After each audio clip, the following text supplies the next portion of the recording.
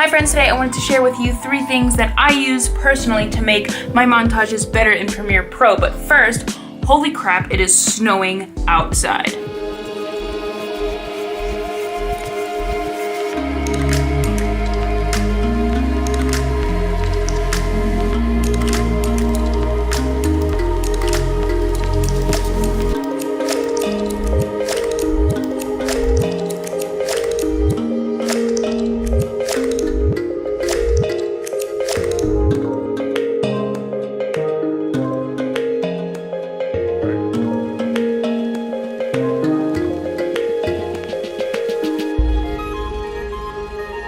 90% of the time I like to start my editing process by cutting the music to the beat. So I'll drop down the audio track, that way I can see the waveforms a little bit better and see where the peaks are and where the beats hit. It is important to make every clip and every cut unique, but cutting on the beat is always a good option whenever you have no creative ideas. One extra thing that I like to do whenever I'm editing, not just montages, but really anything in general whenever I have an audio track, is I like to lock the layer that the audio track is on. The reason that I do that is because I like to have the peace of mind knowing that I'm not going to accidentally cut the audio track and mess up the entire flow of the rest of the video. Now, a lot of times what I do when I'm editing is I'm speeding up and I'm slowing down the footage, especially if the footage is shot in a higher frame rate. Another little side note, something that I actually learned while working with Sarah Dici, is I color code my footage based on the frame rate. So if the footage is in 120 frames per second, I'll make that color a peachy kind of orange. That way when I drop it into my timeline, I don't really have to think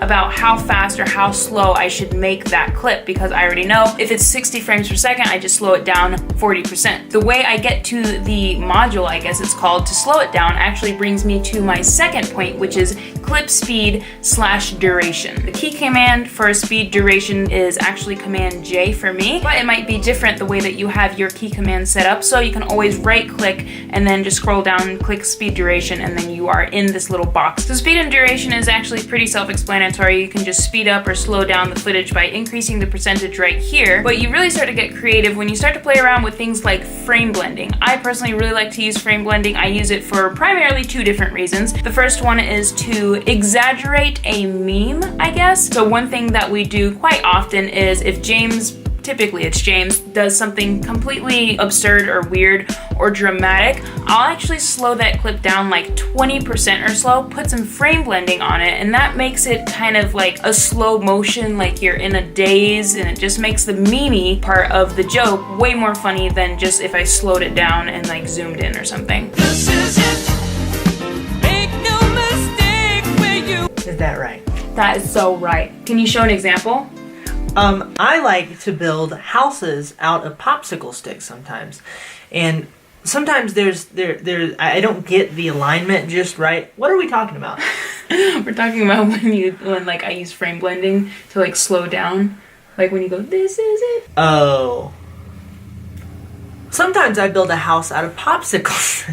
The second thing I like to use frame blending for are time lapses. The reason being is frame blending kind of makes a time lapse feel a little bit smoother. So let's say that you're doing a time lapse of people walking down a road. It actually makes the people look like they're blurred, and I think personally that's a really cool effect. If you speed up time lapses too fast, you can end up with a time lapse that looks a bit jittery. You can take cars and only put them in the scene for 1 frame, and instead of having a smooth motion of the car coming through. This is just an example. But there's a certain set of sweet spots. And it's different for every time lapse that will give you a unique, smooth looking time lapse. Thanks, James. You're welcome. Now the third thing is stylistic. This is something that I can't really give advice on because it's per different individual, but what I can say is do not be afraid to experiment. That's actually something that I struggle with all the time, is experimenting and being okay with playing around with a new idea. A couple little stylistic things that I like to do is, the first one, I like to make the footage do like a glitching thing. So what I'll do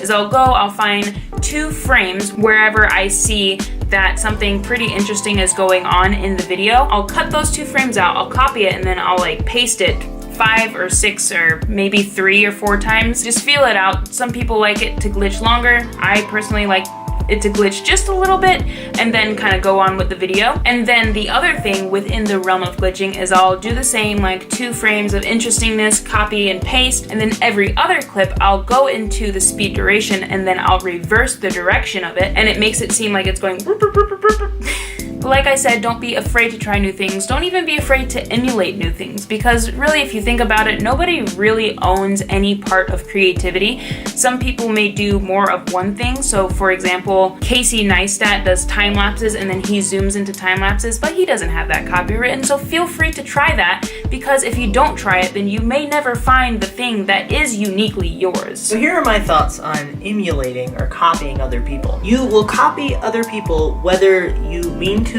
or not. You don't exist in this white room with nothing else around you and you just come up with ideas from your head. You're drawing inspiration from all sorts of different places.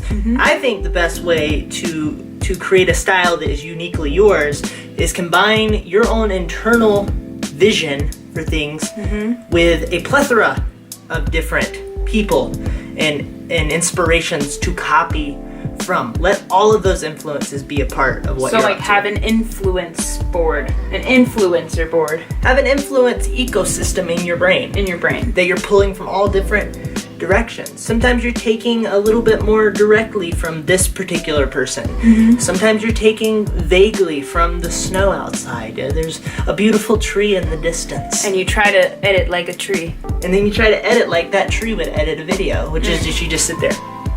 Like that.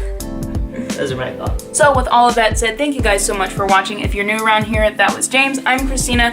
We both love to travel, adventure, and just create really cool content and unpack that process in videos like these where I give you tips about editing stuff. I'm going to head out and go play in the snow, hopefully not freeze my toes off. Guys, thank you guys so much for watching. Have a fantastic day. Goodbye.